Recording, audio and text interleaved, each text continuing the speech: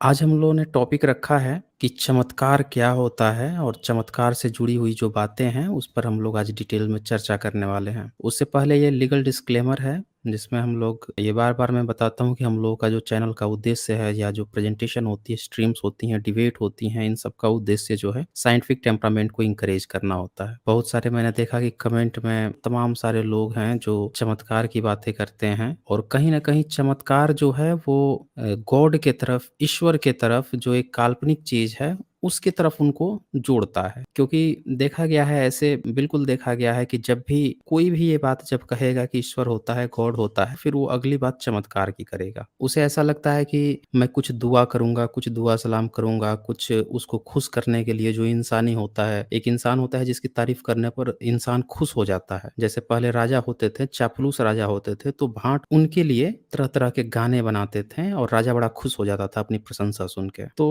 Public में ऐसा एक भ्रम है कि जो ईश्वर होता है, जो गॉड होता है, जो अल्लाह होता है, ये तमाम जो चीज़ें हैं ना, ये अपनी प्रशंसा की ख्वाहिश में हम और दूसरी एक बात रखी गई है डर की, कि आपको उनसे डर कर ये काम करना पड़ेगा या फिर आप जो है उसकी खुशामद करते रहेंगे। तो ये 2 तरीके किए गए हैं और पब्लिक तो ये ऐसा करेगी, लेकिन कब करेगी? इसके लिए एक डोप्ड मटेरियल इस्तेमाल किया गया है और वो डोप्ड मटेरियल का नाम है चमत्कार। क्योंकि आप क्यों बिलीव करोगे किसी पे, किसी अननोन चीज़ पे जिसको ना आपने देखा है, ना सुना है, ना जाना है, आप उस पर क्यों बिलीव करने लगे? कब से बिलीव करने लगे? कोई भी अफ़वाह उड़ा सकता है। तो इसके लिए कुछ लोगों ने चमत्कार शब्द का प्रयोग किया कि ईश्वर जो है ना वो चमत्कार करता है। वो राजा को रंक बना सकता है, रंक को राजा बना सकता है, उसकी खुशामद करोगे तो आपको मनचाही चीज़ें मिल सकती हैं। वो आपको अगर उसकी बात नहीं मानोगे तो आपको वो नरक में ले जाकर, जहन्नुम में ले जाकर, गर्म आग में आपको जलाते रहेगा। तो बहुत सारी कहानियाँ बना दी गई हैं और ये सारी चीज़ें कहीं न कहीं एक चमत्कार की तरह हैं। जो चीज़ें आप नॉर्मली देखते हैं, वो चीज़ें आप समझ सकते हैं कि प्रैक्टिकली जो चीज़ें नहीं घटती हैं, पर यहाँ चमत्कार के माध्यम से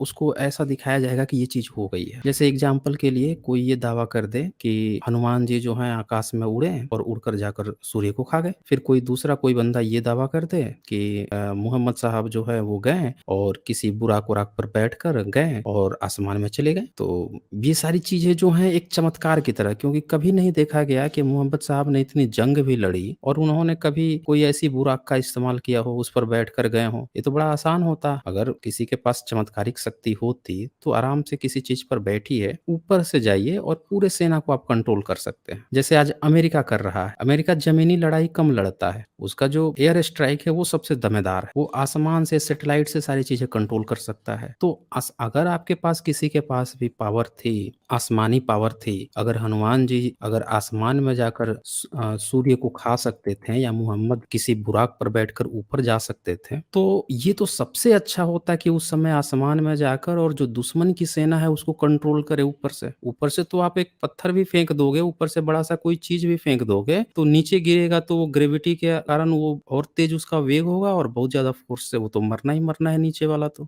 और नीचे वाले की चीज़ ग्रेविटी के अगेंस्ट में ऊपर बहुत ऊपर तक तो आ नहीं पाएँगे क्योंकि उस समय तो आज की तरह मिसाइल लॉन्चर तो बने नहीं थे। तलवार भाला कितना भी फेंकेगा उतना ऊपर जाएगा, कुछ दूर तक जाएगा, ग्रेविटी का प्रभाव पड़ेगा और नीचे जाएगा। तो ये तो सबसे बड़ा थिंकिंग थी कि अगर किसी पे ऐसी पावर थी कि वो लोग ऊपर जा सकते थे, तो पूरी दुनिया फ़तह के लिए तो सबसे बड़ी ये चीज़ थी। अच्छा ईश्वर अल्लाह भी अगर ऐसा कुछ होता, तो उसको अगर अपनी कोई किताब-वताब भी प्रचार करानी होती, तो उसके पास सबसे अच्छा माध्यम था कि उसके जो मैसेंजर लोग थे, उसके जो अवतार थे, वो आसमान में जाते हैं, किताबें ऐसे आराम से छींट सकते थे या एक ब्रॉडकास्ट कर सकते थे कि भैया देखो हम जो है ईश्वर या सुप्रीम पावर हैं या अवतार हैं या मैसेंजर हैं और हमें ही भेजा गया है, 2-4 चमत्कार देते हैं। पूरी पब्लिक अपने आँखों से चमत्कार देखती और सब मान लेती। फिर ऐसी क्या खता हो गई कि ऐसा कोई चमत्कार भी पब्लिक को ओपनली नहीं दिखाया गया और चमत्कार की बातें कौन कर रहा है? तो उनके नाम पर आज जो दुकान खोल के बैठे हैं, वो छोटी-छोटी चमत्कार की बात करते हैं। कोई बोलता है कि कोई ग्राहक जाता है किसी बाबा के पास, तो वो बिना जाने देखे समझे उसकी बीमारी बता देता है, उसका नाम बता देता है। अब ये चमत्कार हो गया भाई साहब। कोई बोल रहा है कि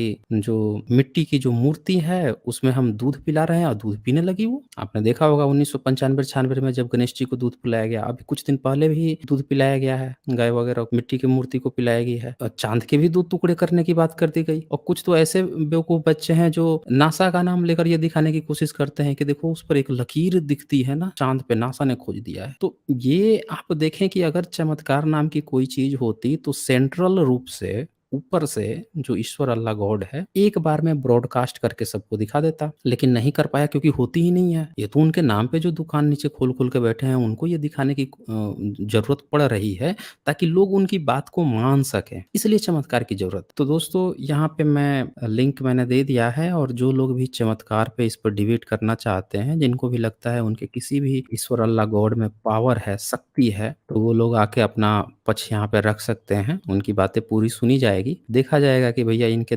चमत्कार या जो इनकी आश्चर्यचकित करने वाली जो बातें सुनाते रहते हैं, उन चीज़ों में कितना दम है।